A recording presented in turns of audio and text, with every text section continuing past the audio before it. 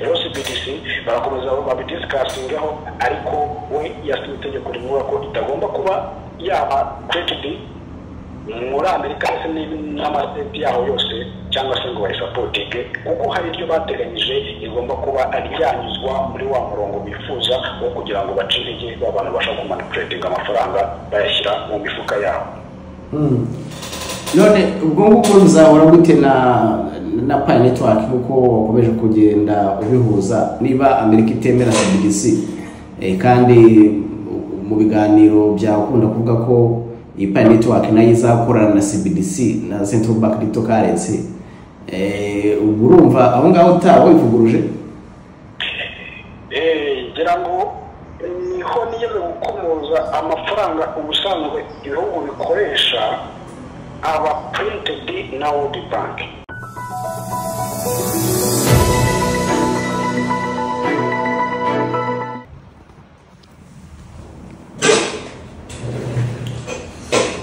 Twongeye kubasuza mwese mu KGPN Africa tubaye ikaze muri mwanya tugarutse ngo tuganire by'umwihariko kubirebana n'ubukungu kubirebana n'ikoranabuhanga ndetse no kubirebana n'ishoramari muri rusange kugira ngo dukomeze twungurane ibitekerezo dukomeze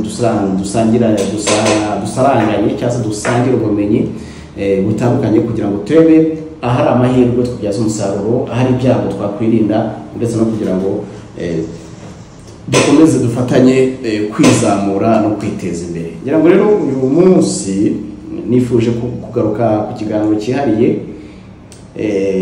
cyangwa se ku birego byakomeje kugenda bishinjwa ikoranabuhanga rya Pi Network. Ni gahunda ikomeje kutavugwaho rumwe kugeza uyu munsi wa none kuko hari bamwe bayivuga mu buryo bwabo abandi bakavuga mu buryo bwabo ugasanga iyi Pi Network ari nayo izaba ifite ifaranga ryayo ryitwa Picoin nkuko bivugwa. Ni benshi bakomeje kuvugaho ibintu mu buryo butandukanye. Hari abishinja ko ari uburiganya cyangwa se ari scam. Bimwe mu bintu byakunze kuvuga mu nyamakuru mpuzamahanga nuko hari mu mwaka wa 2023 ni mu bishize hashize iminsi ubwo inzego zishinzwe umutekano mu Bushinwa harimo na polisi y'igihugu ngo hari amakuru yatanze ishinja Pi Network uburiganya burimo kwiba amakuru y'abantu bamwe na bamwe bashingiye nyine ku myirondoro yabo bagiye bashyira muri iyi Pi Network bakavuga ko bari bagamije kwiba abo twakwita nk'abantu bageze mu zabukuru kuko umwirondoro mu gihe bazaba bafite bashaka kuziba abantu bageze mu zabukuru. Ibyo ni ibirego byavuzwe n'umugabo witwa Benzu. Uyu nguyu akaba ari umuyobozi w'isoko ryitwa Bybit. Iri soko rikaba ari ricururizwaho amafaranga ya crypto. Ni haba ni exchange nayo ivunjishwaho cyangwa se icururizwaho amafaranga ya crypto za Bitcoin za Ethereum za aya mafaranga y'ama crypto y'ikoranabuhanga. Uyu mugabo witwa Benzu icyo gihe nyine yavuze ibyo bintu avuga ko ari amakuru afite nyine yakuye mu nzego z'umutekano ariko icyo gihe mu kanya twagumbya Pi Network nayo bwayo yakunze kwisobanura kuri birego cyane cyo yisobanuriyeho nuko yavuze ko ibyo polisi y'umushinwa yabashinje nta buriye no kuri kari binyoma ko ngo batigeze babahamagaza ngo bisobanure kuri ibyo birego. Icyo ni kimwe. Ikindi nuko Pi Network kwisobanura ko ibyo bintu bavuga ko bagamije ko abantu aho bihuriye no kuri kuko ngo bafite umuryango munini w'abantu bamaze kubizera barenga miliyoni 660 ko rero ibyo ngibyo kuba bafite icyo cyizere naho buriye no kuri bakavuga ko bari kubaka tekinoloji igamije guhindura byinshi kuri isi. Hanyuma rero icyo twababwira nuko ibi byose tuba twifuje kugira ngo tubone ibitekerezo. Niyo mpamvu ku murongo wa telefone duretse kuvuga ngo twashaho Benoit nk'umwe mu bantu bakurikirana hafi iby'i network iby'i Pi Network iby'i koranabuhanga kugira ngo nawe tumuhe umwanya agire icyo akora kuri ibirego ndetse kandi nawe niba ufite nawe icyo wavuga kuri ibirego byagiye bikunda kuvugwa hirya no hino. Ibyo ni bimwe ariko hari n'ibindi tuzagenda tugaruka kimwe nk'uko tuba dushaka gutanga umwanya ku bantu bose bafite amakuru ahagije kugira ngo bagire icyo bivugaho. Shaho Benoit rero nk'umuntu umwe tuzi uba muri ibi bintu bya Pi Network nk'umupioneer uvuga ko umaze imyaka 6 irenga abimaye amayininga Pi ndetse kandi afite n'amakuru menshi kuko afite na tekinoloji ahagarariye mu Rwanda nitwa Stella Network nk'uko nawe abyivugira. twaramuhamagaye turaganira tumubaza iby'ibirego icyo bivugaho.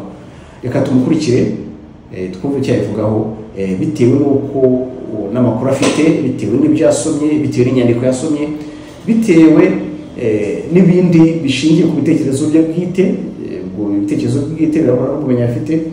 Hanyuma rero namwe mushyira amatsiko cyane cyane ku bakoresha Pi Network, bayizi cyangwa se ku batanayizi, namwe mushyira amatsiko. Niyo mpamvu tuba twifuza kugira ngo twebwe tubazanira abantu bafite aho bahuriye n'ibintu tuganira, hanyuma buri wese atange ibitekerezo. Niyo mpamvu tutaranakomeza mbasaba ko hagomba kuba kubaha, agomba kubaho kubahana. Buri wese utanze igitekerezo twumubara igitekerezo cye, buri wese utanze ubusobanuro tumuha ubusobanuro bwe, hatabaho icyo nakwita nko kubahuka ko tubona muri commentaire ko umuntu araje aratukanye, ko umuntu araje avuze amagambo atari meza. Wowe ugiye gutega amatwi wumve niba ari byo utemera udasobanukiwe, kuko nawe wajya muri commentaire nawe twavugana. Uyu munsi rero nyine ni show Benoit, gatuma utega amatwi twumva ibisobanuro bye. Ariko kandi niba utarakora subscribe ugihagana hasi aranora akazogera ugakande kugira ngo ujye basha kubona amakuru y'ibintu nk'ibi kugira ngo ku gihe. Ikindi kandi niba usanzwe uri umukunzi wacu ntibyakubuza kujya gukora like ndetse ugakora ugashyiraho comment, ariko ukaza no kiganiro ugikurikira n'ikimara kurangira uze kugisharinga ugihe inshuti n'abavandimwe uzi neza ko bashobora kuba bagikunda. Ntacyo byatwaye kuko nabyo ni ya gahunda yo gusaranganya no gusangira amakuru. Reka rero dukurikire Shombero. None Showam, ari abantu bavuga ko Pi Network ishobora kuba ari scam. Ibi byo ubisobanura ute cyangwa ubasobanurira wowe ubivuga iki? Ku bantu bakivuga ko ari scam, reka tuvuge duti uyu munsi Pi ni scam. Tuvuge ko ari scam. Yego. Kurengagize ibyo bintu by'agaciro kandi twavugaga ka higher price cyangwa higher values ya Pi. Tuvuge ko iyo taps idahari. Ariko uyu munsi tuvugana Pi listed kuri exchange ya yose yubahirije ibisabwa kuko si zose. Iyo coin yamaze kuba listed, icyo cyonyine bisobanura ko ari amafaranga, kuko uba ushobora kugenda ukayigurisha bakaguha amafaranga, ushobora kubikuza mu buryo ubwo ari bwose waba ushaka bukoroheye. Niba umuntu yaramayininze Pi mu gihe icyo ari cyo cyose, niba yaramaze kumayininze iminsi ngahe, ariko Pi ze zikabasha kwimuka zikajya kuri available balances, akabasha kuba yazikura kuri wallet akazohereza muri exchange OKX n'ibindi, akabasha kuziseringa bakamuhamo USDT cyangwa se Bitcoin, akabasha kubona ku gaciro k'idolari rimwe cyangwa se amadolari abiri, bishatse kuvuga ngo ayo ngayo ni amafaranga ntabwo ikirezi kabo afatika ashobora kubikuza agakoresha. Rero niba ufite Pi, kugira ngo dutone nabyumva neza, tuvuge niba ufite na Pi ijana, zimwe zikaba zifunze izindi zirafunga kuko abantu bakoze mining barabizi ko ari zifunze n'izifunguye. Uwo muntu niba afite Pi 50 ashobora kugenda akazibikuza amadolari ku madolari abiri, bakamuhamo amadolari 100 akayakuramo niba adashaka gutegereza ibintu byose twirengagije tumaze gusiga inyuma. Ayo ngo ni amafaranga bikuje. Niba uno muntu mu minsi mike iri imbere nitumara kubona iyo Pi, tumaze kubona ecosystem babwiraga bazatugita wallet blow. Iyo wallet blow izazana n'icyitwa challenge zidufasha gushyira umutekano hambaye kuri konti yacu. Ibyo ngibyo bitwemerere gukora migration ya kabiri, nicyo nashaka kugeraho. Migration ya kabiri ni toto Pi zose kuri wallet zose zijye muri wallet yawe, haba harimo izifunze n'izifunguye. Aho ngaho niho uzahita usangamo abantu bafite Pi zirenga 2,000 kuri wallet yawe bashobora kuba bakoresha muri ako kanya. Niba rero uwo muntu azafite Pi zirenga 2,000 kuri wallet ye, akaba yabasha kuzohereza kuri exchange akazikonvata ku gaciro k'amadolari 2, aba ariyo tuvuga ko naho yahereye 2,000 n'ubikombatamo amadolari 2, amafaranga arimo nangahe y'amadolari? Ibihumbi 40 by'idolari wamayininze mu gihe cy'umwaka umwe cyangwa se imyaka 2 cyangwa se umwaka umwe n'igice. Ayo mafaranga ni make yo kuvuga ngo Pi ni scam.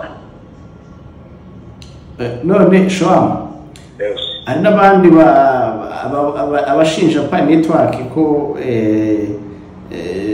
itari abantu batagakwiye kwizera ngo navuga ibitekerezo ni kuvuga ku ruhande rw'abantu bakuze nyine kutizera Pi Network kugira ngo nyine dukomeze twungurane ibitekerezo. Hari abavuga ko no kugutinda urumva hashize imyaka ingahe mu mayininga ndetse niyo urumva biracyari urugendo, bakavuga ati ibyo byo gutinda nabyo bishobora kuba byatuma abantu batekariza icyizere. Ikindi hari n'ibindi birego byigeze kuvugwa mu Bushinwa, ushobora kuba utarabyumvise cyangwa se waranabyumvise, byanditswe mu nyamakuru bitandukanye bavuga ko hari ibirego byaturutse muri polisi yo mu Bushinwa ndetse biza no kwemezwa n'umwe mu bayobozi bafite exchange nayo ikomeye ku isi, bavuga ko Pi abantu batakwiye kwizera bitewe nuko ngo hari amakuru babonye y'ubutasi bavuga ko hari abantu nyine bihishe inyuma ya Pi ubwo bagamije kwiba amakuru y'abantu ku giti cyabo bahereye ku myirondoro yabo, bakavuga ko mu gihe kizaza ashobora kuzatera akaga ku bantu nyine bagiye batanga yaba ari ayo masura yaba ari izo rangamuntu, bakaba bakafashisha iyo myirondoro babasikaminga babiba n'utwo bari bifite kuri za konti zitandukanye. Ibyo ngibyo ubisobanura ute wowe? Ndahera ku cyo kuvuga umushinga ngo uratinze. Nibyo koko tumaze imyaka 6 tumayininga kandi Pi Network ariyo sinavuga ko ariyo coin iciye agahigo yo kuba yubatswe igihe kirekire. Niyo munsi iracyubaka kuko n'utumapo dufite kugaragaza ko ibintu bizarangira cyangwa se bizaba byose biri kurangira mu mwaka wa 2027 urangiye. Bivuze ngo iracyafite indi myaka igera hafi 2-3 ikiri kubakwa. Iracyubakwa deje ntirarangira, ariko tugiye kuba turimo turabikoresha etape tugezemo niyo gukoresha bimwe mu bimaze kubakwa. Iyo myaka yose imaze yubakwa rero uhita njyewe ubwanjye iyo ninjiye muri Pi blockchain mu cyo bita GT Hub yubakirwamo ibyo bintu byose, nsanga niyo myaka 3 ari mikeya cyane bamaze gukora akazi gakomeye cyane bitewe n'ibintu bamaze gushyiramo. Iyo turi kuvuga ngo iyo myaka 6 n'umunsi twatangiye tumayininga, mbere yaho hari ibindi bubatse kuko niyo ugiye muri blockchain usanga ibintu birenze imyaka 12 babyubaka cyangwa se barabyubatse muri myaka 12 ishize ari umushinga barimo barubaka. Bivuze ngo ni ikintu cyateguwe kuva kera kuko kije guhindura systeme y'ubukungu bw'isi yose nk'ifaranga rishobora kuba ryakoreshwa. Niba wibuka ibyo twagiye tugaragara mbere hose ndavuga ko hagiye kuvaho ikintu cyo guprintinga amafaranga, uburyo amafaranga amabanki asanzwe abonamo amafaranga y'aprintinga ava muri World Bank. Icyo kintu cyo barimo barakuraho ni nawo umushinga Donald Trump yuko asinya wo gukoresha bita digital asset muri guverinoma iyo ari yo yose, ari naho amategeko yasinyaga yabuzaga leta zunze ubumwe za Amerika ko hajya state n'imwe isapotinga CBDC cyangwa se icreatinga CBDC kuko bafite digital asset itakenewe kuba yamanagingwa na Federal Reserve, banki nkuru ya Amerika, kugira ngo iyo banki nkuru ya Amerika itazongera kumanipulitinga finance nk'ubw'isi yose ugasanga amafaranga n'ubundi ari muri ya maboko y'aba bantu baba bari inyuma abo twita aba house committees bayobora leta zunze za Amerika cyangwa se n'izindi bintu bikomeye cyane ugasanga nabo bafite amafaranga abo bantu baroctrade neza ba BlackRock n'abandi. Iyo ngicyo nicyo kintu cyamazwe iyo myaka yose baracyubaka. Uyu munsi mo turavugana ikaba itwaye imyaka yose irenga barimo barayubaka kugira ngo izabe igicumbi cy'ubukungu bw'isi yose butari anda umuntu wari wose ushobora kuba wamanipulate cyangwa abakoresha mu nyungu ze. Ibyo ntabwo ari ikintu wakubaka umunsi umwe cyangwa se iminsi ibiri. Niyo mpamvu Pi Network itandukanye n'izindi konti zose wabonye igomba no gukomeza kubakwa ikarenga n'indi myaka. Ndavuga ati igihe kizagera mushaka muzaze tubigize muri Pi blockchain abantu batemenye tubirike ibintu byose birimo kimwe ku kindi babashe kubona akazi akoremo barebe niba hagahura n'iyo myaka 6 irimo aho ngaho.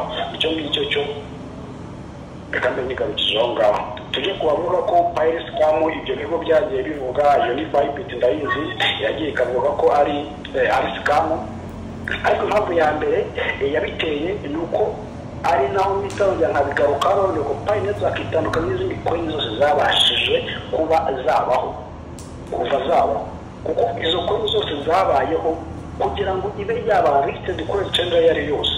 Iyo coin iza kubisaba iyo exchange ndetse ikagira n'ibintu isabwa kugira ngo ibe yaba listed kuri exchange iyo ari yose yashaka kujyaho. Bakayisaba popularity, bakayisaba umushinga muzima ugaragara, bakayisaba n'icyo bita verified, ifite icyo bita source code yayo igaragaza ko umushinga atari scam. Ibyo bintu bikaba binazihenda bigatwara amafaranga menshi cyane kugira ngo bazilisting. Iyo zimaze kuba listed rero, wa muntu wakoze iyo coin yayilistinze ntabwo ayongera kuyigiraho ijambo na rimwe mu bijyanye n'agaciro kayo cyangwa se n'isoko ryayo. Agaciro gasigara kamanagirwa na exchange, kuko ama exchange ari yagenda akanakira kubera ko yunguka cyane kurusha iyo coin. Ibyo ngibyo bivuze ngo izo coin zindi zisanzwe ziri hariya ubu mucyo zamenyereye gukoreramo ama exchange amenyereye kurya abantu amafaranga abinyuze mu makruto wa nyiri coin bagize, ugasanga zirashaka iyo nyungu, ariko iyo nyungu ntabwo umunsi tuvugana barimo barayibona kuri Pi, kuko noneho byaricuritse nta exchange n'imwe yemerewe kulistinga Pi coin, kuko Pi ifite amategeko n'amabwiriza yigenga, ahubwo buri coin isabwa, buri exchange isabwa gukora KYC yayo, ari cyo twita KYB, kugira ngo yemererwe na koti kulistinga Pi coin. Rero exchange zananiwe kubahiriza amategeko, Pi network zisaba izo exchange ntabwo zigeze zibona kuri, ntabwo zigibona zaristinze Pi coin yacu, kubera ko amategeko nakubwiye ni amategeko ya Mika ashinzwe icyo bita anti-money laundering, kumaraginga buri transaction y'amafaranga yanyurwaho. Ibyo ngibyo bituma bakora KYB. Rero platform zose zitubahirije mu mategeko ntabwo zabasha kulistinga Pi, ari nazo zagiye zivuga ngo niba Pi tuyibuze ubu ni scam. Niba ari scam rero bishatse kuvuga ko iri kutwima kuyilistinga, kuko izi neza ko amakuru yabo batangira kwishyiraho ibyabo baba bayishinzwe byabo ko bananiwe kubahiriza ibyo basabwa kugira ngo bayilistinge. Ibyo ngibyo ni bya bindi tuzaba tumenyereye iyo umuntu yanze ikintu biba mu nyangire nyine. Ariko Pi network uburyo yubatswemo nta na rimwe ishobora kuba iyaba scam, ahubwo icyo yubatse ni gukuraho ibyo byose byitwa ko ari scam, igashyiraho umurongo muzima w'icyo bita cryptocurrency industry yayo itanyuzwa amafaranga atemewe n'amategeko agendera ku murongo. Ari nayo mpamvu icyitwa kugira ngo ubone aho umurongo wimaze kugeramo ya Bitcoin twaroga tuvuga ko ari abashoramari bahisha mu mafaranga. Uyu munsi tuvugana Donald Trump yasinye itegeko rishyira mu cyo bita Bitcoin reserve, asset reserve muri Federal Reserve. Kubera iki? Kubera ko bayubakiye ya system nakubwiye yitwa ETF ibasha gutuma Bitcoin zashobora gukoreshwa muri payment kandi niwe yatesha agaciro amafaranga y'abana bari bose bitewe na system ko watindi cyangwa se Excel Peliponet yabubakiye. Ibyo byose rero nibyo biza bigatuma yamacunje atabashije kulistinga Pi, kandi azi neza ko Pi coin ni ubutunzi bwose bw'isi munsi bugiye kuba buri, kubera ko ifite agaciro kenshi cyane, ifite amakampani arenga ibihumbi n'ibihumbi ashaka kuyikoresha no kuyirwanirira. Bivuze ngo ifite isoko rihambaye ku buryo exchange zayilistinga izahita iba boosted no gayikunguka cyane. Rero niba uri umuntu ayibuze nta kindi kintu yavuga usibye kuyisabya kugira ngo bitazamubaho, ariko nawe uzamukurikirana urebe uyu munsi niba kivuga ko ari scam, kuko yamaze kubona ko atari scam nyine. Nyuma yaho yabonye isomo ryatumye amenya ko Pi network itari scam, ahubwo ari coin yubakiye ku mategeko n'amabwiriza, kuko yaragarutse nyuma asobanura ndetse anavuga ko Pi network ari ifaranga riri ku murongo nyuma yo kugaragarizwa ireme ryayo. Uyu munsi ntawe ushobora gutinya ngo Pi network ari scam. Ukomoje muri Amerika, Perezida Trump amwe mu mategeko teka yasinye akijya mu buyobozi mu kwezi kwa mbere harimo n'ibirebana n'ibyo twita ifaranga koranabuhanga cyangwa se virtual asset ndetse na digital asset muri rusange, biri muri ibi bya crypto. Ariko ku cyitwa CBDC cyangwa se Central Bank Digital Currency nk'uko wabivuze, haraho nabonye mbona batarabyemeje bavuga ko bagifite igihe cyo kubitekerezaho. Ibi byo bihuza gute, usobanura gute ibyo mategeko muri Amerika? Icyo Trump arimo ashyiraho icyo bita financial freedom. ku bukungu kandi bunyuze mu mucyo. Aramutse ashyizeho CBDC cyangwa se bagashyiraho CBDC n'ubundi iryo faranga CBDC turabizi ni faranga ari digital currency rikontororwa na central bank, kandi we yamaze kuvuga ko inyuma y'ubuyobozi bwa Amerika hari abandi bantu bayobora ubwabo atari perezida ubuyobora, ari mpamvu yatangiye amaze avuga ko aje guhindura American great again, ariho aje gukuraho abitwa ba deep state batangiye babifuje kumwica mbere yuko ajya bitanga. Abo bose bashaka gukuramo ubwo bubasha bwabo akabubambura, ariko aramutse agizeho CBDC yaba kimwe mu cyatuma ba bantu bagumana bwabo bubasha kandi ashaka kubambura. Ahitamo gukoresha digital assets zishingiye kuri system y'amafaranga y'umutungo uri backed by assets, backed by gold, kuruta ko aba ari umutungo ushingiye kuri fiat money. Ibyo ngibyo bigatuma ibasha kuba yagira agaciro. Niba ari asset rero igomba kuba iri no kubira muri systeme, igomba kuba ihari. Hari systeme bateguye iri mu cyo bita US Treasury, igomba kumanaginga ubukungu bwose ariko itagiye kumanagingwa na central bank y'Iwabo. Rero ano mategeko yose arimo arashyiraho niyo mategeko azatuma Network ndetse n'izindi koleji ziri muri wa murongo umwe zigomba kuba zakorera amategeko bayijije yubahirijwe n'ayashyizweho, ari nayo mpamvu ari nayo irigo asayininga. Ejo twari turi kubibona n'ejo bundi nibyo amazemo iminsi cyane cyane ku munsi wose tutegereje cyane kugira ngo yemeze ari amategeko, ari nayo mpamvu abantu bagendaga bakomantinga ngo payi, ariko hano payi ntabwo Trump yahaza kwicara ngo avuge kuri payi, kuko Trump we ubwe ni payi we ubwe yigendera ko n'umushinga we yateguriye ugomba kuzagira mu baturage ukabahesha access to finance ku muntu wari wese aho ava akagera. Bivuze ngo ni umushinga we rero ntabwo akeneye kuza ngo uvugeho. Ikindi kandi payi ntabwo irajya ku isoko ntabwo urabashudi ngo aze yayigaruke gusa yayikomozaho bibera aho ngaho, ariko payi network niyo iri muri systeme yemewe n'amategeko igomba kuba yakoreshwa ubukungu bwose isi yose yifuza. Turi kwinjiramo y'ubw'ikoranabuhanga cyane cyane mu bukungu bw'ikoranabuhanga ndetse na za tekinoloji zigezweho zibasha kumanaginga umutungo w'isi yose. Rero CBDC barakomeza babidiscussingho, ariko we yasinye itegeko rivuga ko itagomba kuba yaba created muri Amerika ndetse n'amastate yaho yose cyangwa se ngo bayisapotinge, kuko hari ibyo bateganyije igomba kuba ari yanyuzwa muri wa murongo bifuza wo kugira ngo bace intege abantu bashaka kumanipulatinga amafaranga bayashyira mu mifuka yabo. None ubwo ngubwo ruzahora gute na Pi Network kuko wakomeje kugenda ubihuza niba Amerika itemera CBDC kandi mu biganiro byakunda kuvuga ko iyi Pi Network nayo izakorana na CBDC na Central Bank Digital Currency, urumva aho ngaho utawivuguruje? Ngira ngo niho nigeze gukomoza amafaranga ubusanzwe ibihugu bikoresha aba printed na World Bank. Ayo mafaranga rero uko system yari isanzwe imeze nta gihugu na kimwe kibasha guprintinga amafaranga yacyo.